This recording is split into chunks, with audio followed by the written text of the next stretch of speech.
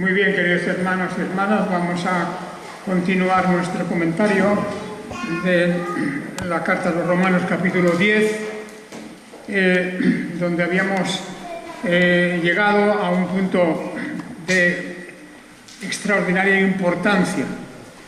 Y la importancia consiste en que el apóstol Pablo establece aquí una cadena de hechos que nos llevan desde el desconocimiento con el que venimos a este mundo sobre las cosas de Dios hasta la plenitud de la fe. Hay una cadena de sucesos en donde se nos dice cómo podemos pasar de esa incredulidad a una fe salvadora, una fe que nos pone totalmente en el reino de los cielos.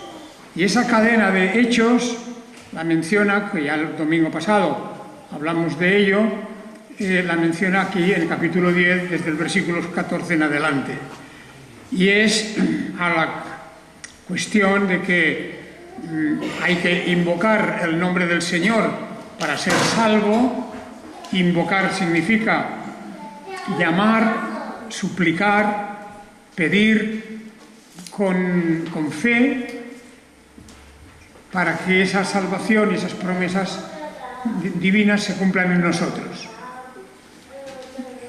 Pues bien, ¿cómo se puede invocar? Nos decía ya la semana pasada, en el versículo 14, estamos en Romanos 10, 14. Pues ya lo explicamos, para invocar al Señor, cuando una persona está sin fe, que no cree, entonces tiene que suceder algo. Lo que tiene que suceder es que hay que oír la palabra de Dios, hay que tener el conocimiento a través de oír la palabra de Dios, y para que eso pueda suceder, pues tiene que haber alguien que les predique. Y para que alguien les predique, ha de ser enviado con esa función, que es la de esparcir el conocimiento del Evangelio por toda la tierra. Así que esa era la cadena que hablábamos el domingo pasado, pero han quedado algunas cosas por decir todavía en esto. Y creo que es importante porque, en primer lugar, ya al final del versículo 15 nos habla de el instrumento, es decir, la persona por medio de la cual se proclama el Evangelio. Y lo dice con una figura muy poética. Lo dice con esta frase: «Cuán hermosos son los pies de los que proclaman buenas nuevas». Se refiere a la persona que se dedica a anunciar el Evangelio, a proclamar el Evangelio. Aquí, en principio, puede ser cualquier persona. Puede ser un hermano o hermana que da testimonio a otra persona que no cree, que no es creyente, le da testimonio, habla de su experiencia, habla de su fe, de su convicción, de su seguridad en esa salvación. Esto ya es una manera de proclamar el Evangelio, sin duda que sí. Y esa es, diríamos, la forma en que la Iglesia antigua se propagó y creció rápidamente. Fue con el testimonio personal, a través de lo que los hermanos, sin mayores ayudas ni ninguna clase de logística, pues ellos en sus casas, en algún lugar, en un bosque cercano, o donde podían, según el lugar, porque era peligroso, estaban bajo control y observación tanto de judíos como de gentiles, de manera que esa forma directa del creyente de dar testimonio a su familia, a sus amistades y relaciones, y en general a quien pudieran, esto es el primer paso. La manera más sencilla, algo que todo creyente puede hacer Y de hecho, como he mencionado, la Iglesia de Jesucristo creció fundamentalmente a través del testimonio individual y personal de los creyentes. Ya, por lo tanto, fijaos que eso es muy importante, porque hoy día ese pensamiento tal vez no es el principal. Ya pensamos en las iglesias organizadas, los cultos, las campañas y, bueno, todas las organizaciones que hay dedicadas a eso, pero no es exactamente lo que ocurría en aquel momento. Era una acción individual, independiente, daban testimonio, ¿verdad? Y cuando esa persona, por la gracia de Dios, creía, pues se unía a la iglesia, que claro está, la iglesia, la congregación ya existía, por lo menos existían las principales de ellas, y se iban creando nuevas congregaciones. Pero luego también, a medida que pasa el tiempo, además de ese testimonio personal, pues surge algo que ya viene desde el Antiguo Testamento, y es de personas individuales, elegidas, llamadas por Dios para esa función, para dedicarse a eso, para dedicarse a ello. Ahí están los profetas en el Antiguo Testamento, que eran predicadores, anunciaban un mensaje de Dios al pueblo, y por lo tanto esos profetas que no necesariamente predecían cosas, sino que a veces sí amonestaban, advertían, enseñaban positivamente qué camino quería Dios que el pueblo siguiera, pero bueno, también anunciaban cosas futuras a veces, y eso era revelación de Dios, y por lo tanto pues allí la decían.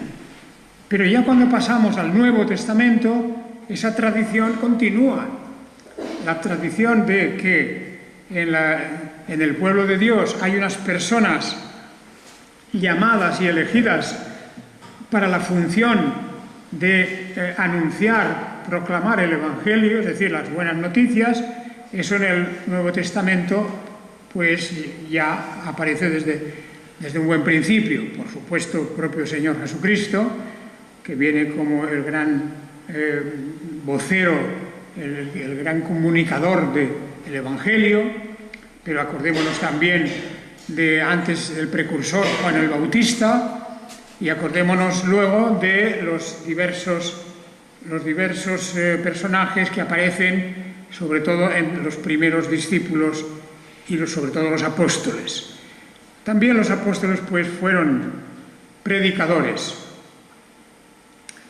porque la cuestión es que la fe viene por el oír, y el oír viene por la predicación de la palabra de Dios. No hemos de olvidar nunca eso. Donde no hay predicación, pues hay un vacío, porque la predicación ha de contener la enseñanza, los fundamentos de la fe, las advertencias y todas las cosas que contienen las Escrituras, ahí en un resumen que el predicador puede hacer.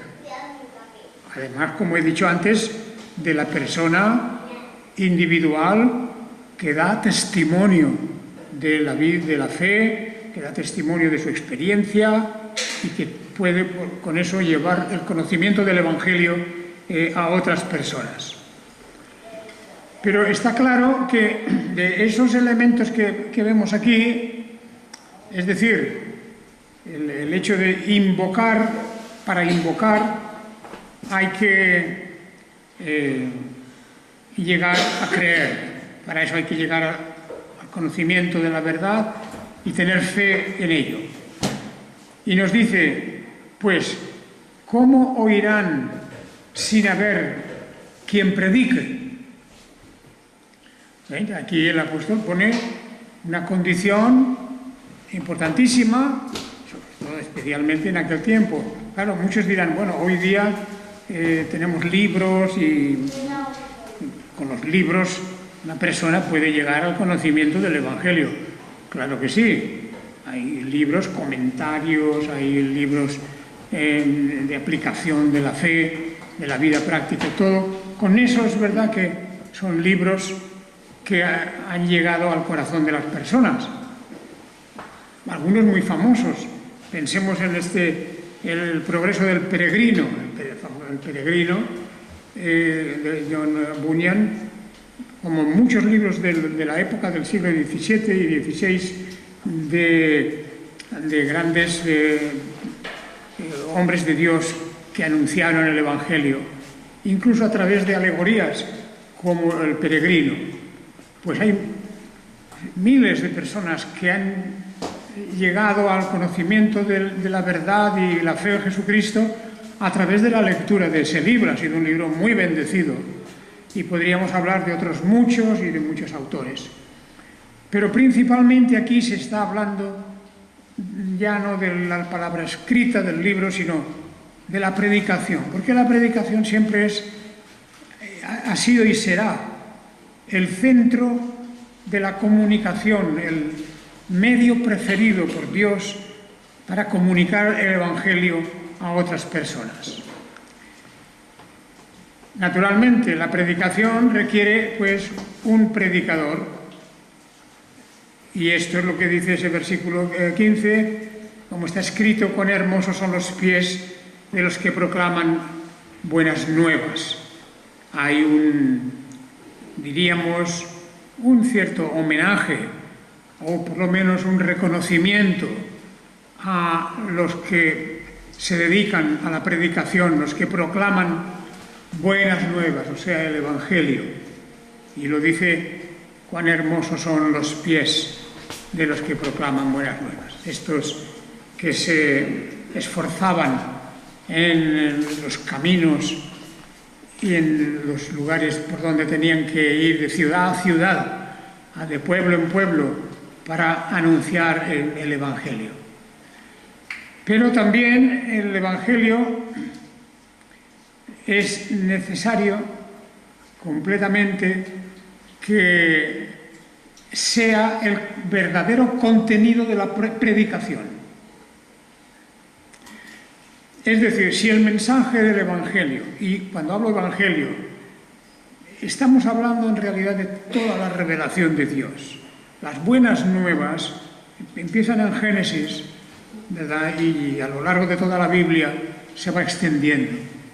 Había un autor, Thomas Watson, que escribió una serie de libros titulados El Evangelio en el Génesis, el Evangelio en Éxodo. Y así iba a través de los libros de la Biblia, resaltando que el mensaje del Evangelio también estaba en el Antiguo Testamento. Esas diferencias que se hacen entre Antiguo y Nuevo Testamento hay que tener cuidado. Claro que son diferentes.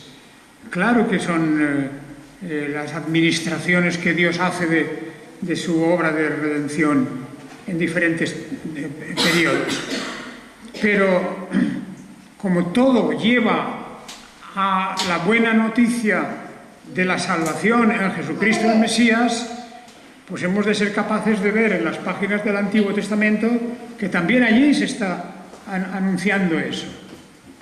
De manera que la Biblia entera contiene el Evangelio. Si os fijáis en los primeros sermones en el libro de los Hechos de los Apóstoles, de Pedro, de Santiago y de algunos otros, incluso aquel momento cuando el diácono Felipe se encuentra con aquel eunuco, ¿verdad?, que iba a Jerusalén, pues iba leyendo el libro de Isaías y no entendía, el hombre aquel no entendía, aquel servidor de una reina y tesorero de ella, no le entendía lo que estaba leyendo en aquel rollo de Isaías.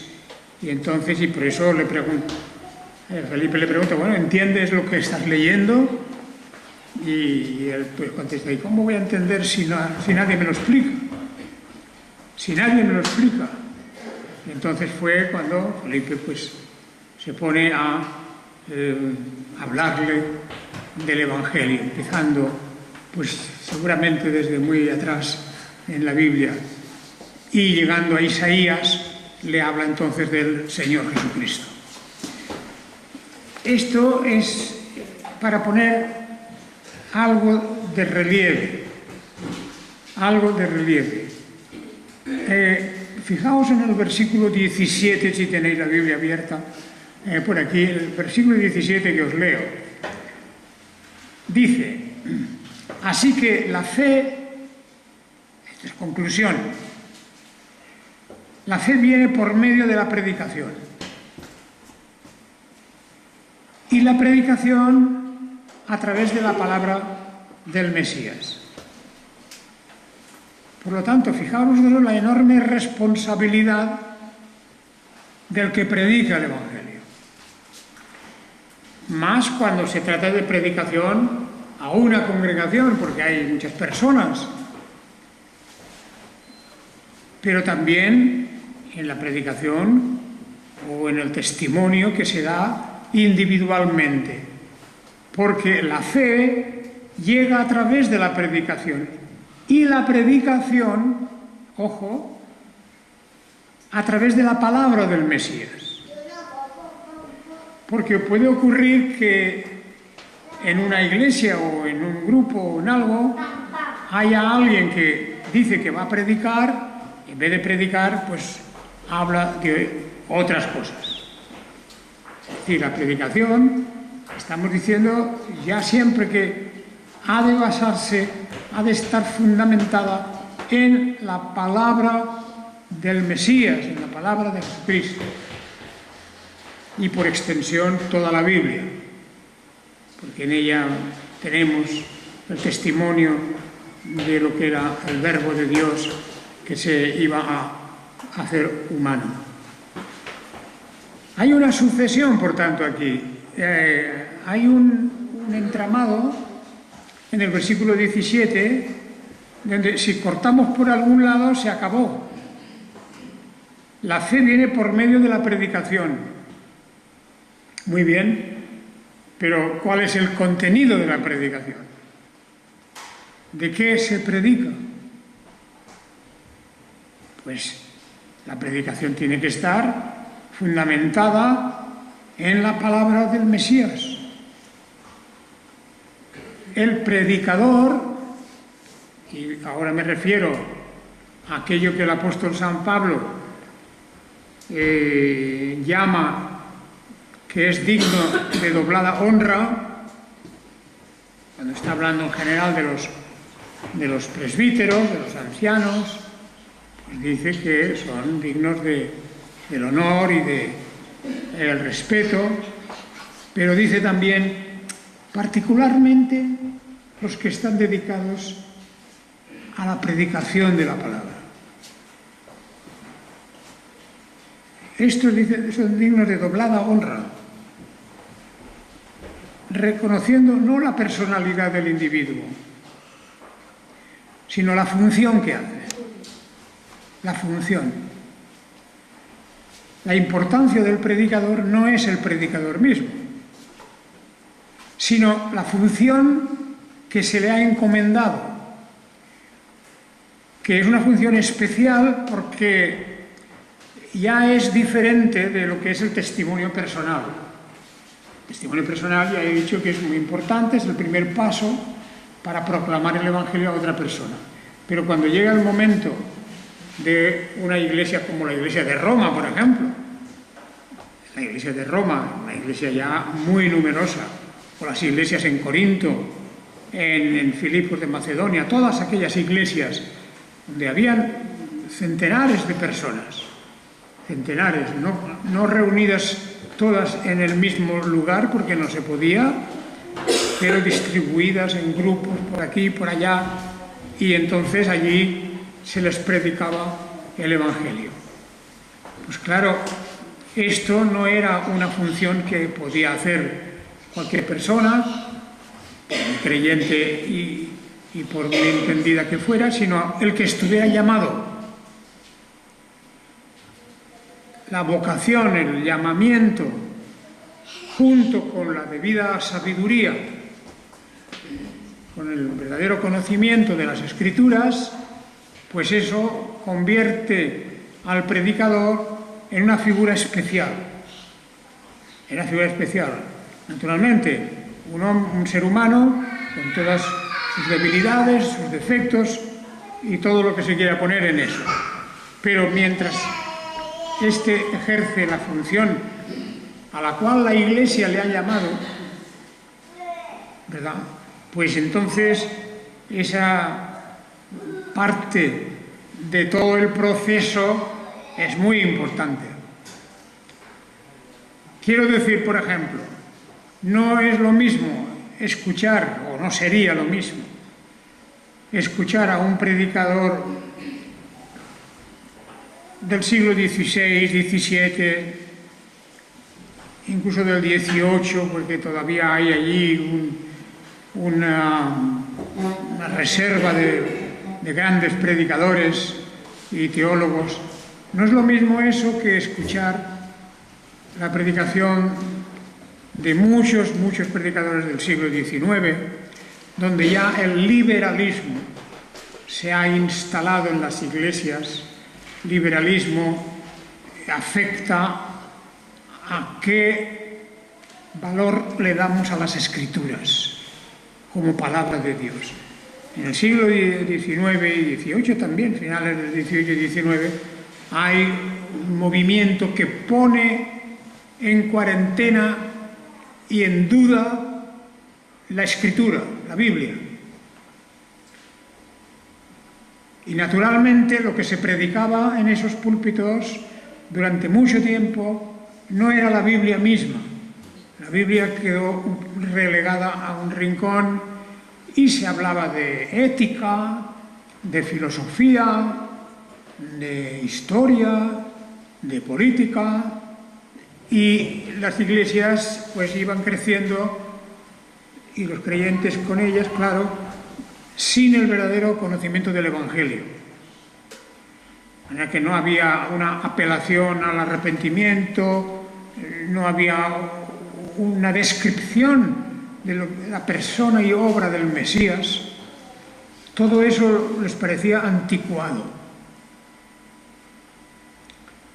Y yo no sé exactamente lo que pasa hoy día, pero ya sabemos que hoy vivimos en el tiempo del emocionalismo, las emociones, y entonces todo lo que recargue el depósito de las emociones en las personas, como son los cánticos, diversas,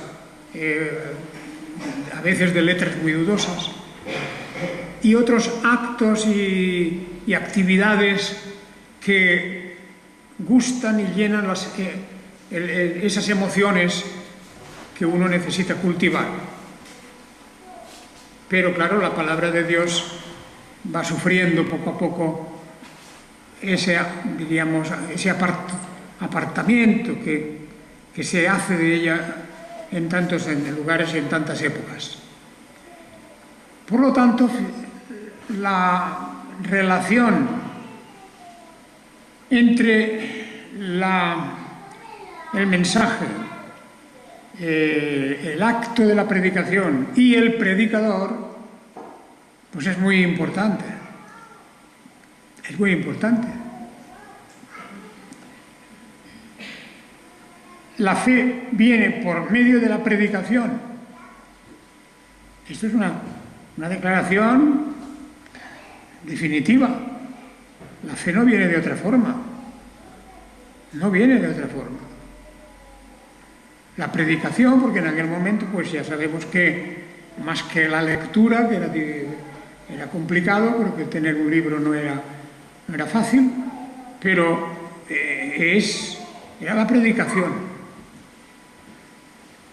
Era la forma en que la fe pudiera brotar en una persona. Y al ser la predicación, se necesitaba un predicador. Pero claro, siempre en el fondo detrás de todo esto, ¿qué es lo principal? Pues la palabra del Mesías. Porque un predicador que no predique la palabra del Mesías, pues no está cumpliendo su cometido y por lo tanto no puede llegar la fe a la persona que escucha. Porque la predicación es un vehículo, un medio para que el mensaje llegue hasta nosotros. Y por eso el predicador ha de ser fiel al mensaje y con paciencia ir exponiendo a los hermanos todo lo que la palabra de Dios nos ha dado. Así que esa escritura, es la importancia de la escritura y de su intérprete y pedagogo. Claro, lo que estamos haciendo es transmitir una enseñanza que está aquí y su interpretación ha de ser fiel, sin retorcer las escrituras, sin de ninguna manera pasar de un lado a otro, de un tema a otro y sobre todo apartándonos del contenido espiritual de la Biblia. La Biblia es un libro de orden espiritual y con finalidades espirituales. Aquí hay muchas cosas importantes para la vida de cada día, eso es verdad. Hay principios que afectan a nuestra vida cotidiana, pero el objeto principal de la Biblia es transmitir un mensaje de salvación, de la fe. Así que tenemos la fe, la predicación y el predicador. La fe, la predicación, el predicador y naturalmente la propia escritura, que es lo que hay que predicar.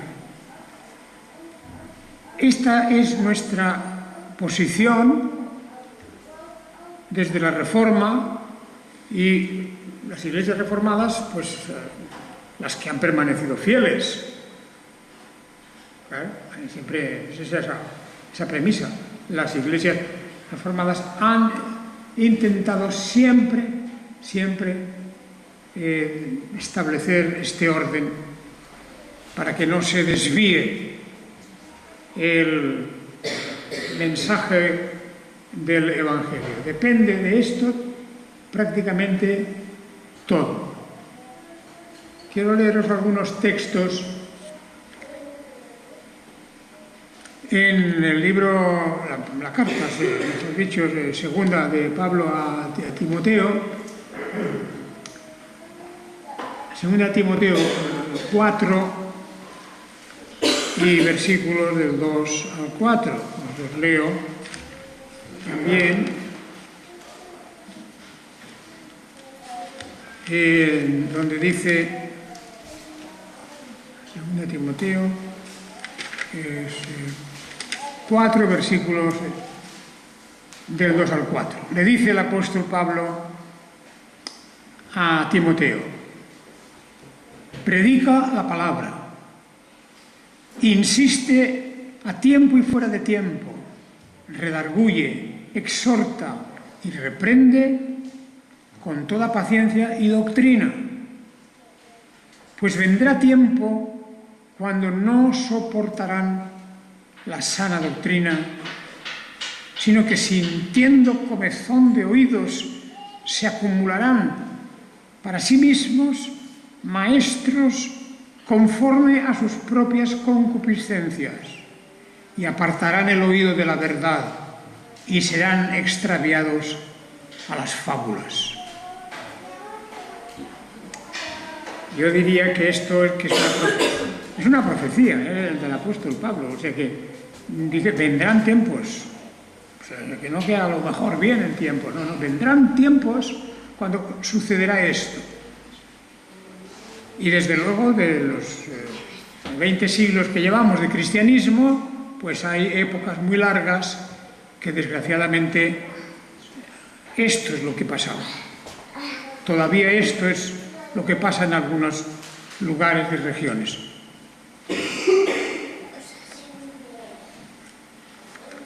En 1 Timoteo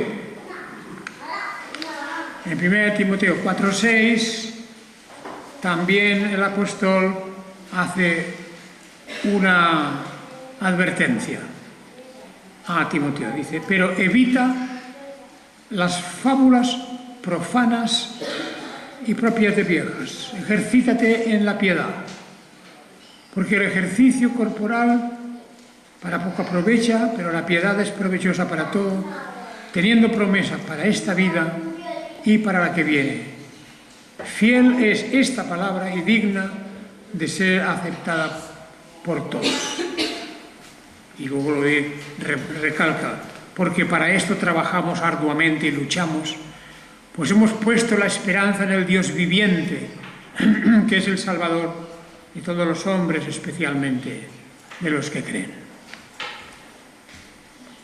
Hay una serie de mensajes en relación pues a la tarea, al deber de la comunicación del Evangelio. En la carta también a los Hebreos, en el capítulo 8 y versículos... en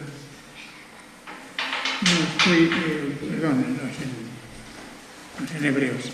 Me quería referir yo de nuevo al incidente del Felipe, el diácono Felipe, encontrándose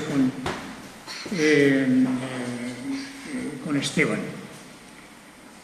El caso es, mejor dicho, perdón, estoy diciendo de Felipe encontrándose con el eunuco. En ese momento es muy importante.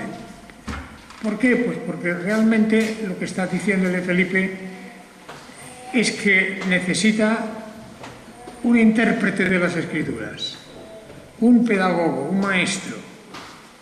Y cuando uno no sabe nada de nada, como le pasaba al famoso eunuco, pues cuando uno no sabe nada necesita que alguien le enseñe. Ya sea a través de un libro, a través de la directa de la escritura o de la interpretación que hay que dar adecuadamente. Bien, Romanos 10:15, por lo tanto, es un pasaje muy interesante que hemos tenido en cuenta esta mañana, y es toda esa cadena, ¿verdad? Hay que invocar el nombre del Señor. Hay que invocarlo con fe. La fe viene por el oír viene por la palabra de Dios, y la palabra de Dios nos llega a través del predicador, del maestro, de aquel que Dios ha puesto para su instrucción, lo cual no quita la libertad de cada uno de leer las Escrituras y de aprender de ellas, naturalmente. Y cuando uno, como el eunuco, no entiende algo, pues puede preguntar y alguien habrá que le dé la buena instrucción. Bien, queridos hermanos, este pasaje es casi ya prácticamente el final de este capítulo de la carta a los romanos, del capítulo 10, es el final. Termino diciendo que a partir de ese momento, en el versículo 21, se refiere a la infidelidad de Israel. Dios les ha enviado sus profetas, pero dice, todo el día extendí mis manos a un pueblo rebelde y contradictor. Parece como si hubiera sido inútil, pero ya veremos ahora que no, en el capítulo 11, que el capítulo 11 es un capítulo muy importante para entender por qué el pueblo de Israel no hizo caso de la enseñanza del Evangelio. Y el próximo día continuamos pues con el capítulo 11. El Señor os bendiga por hoy.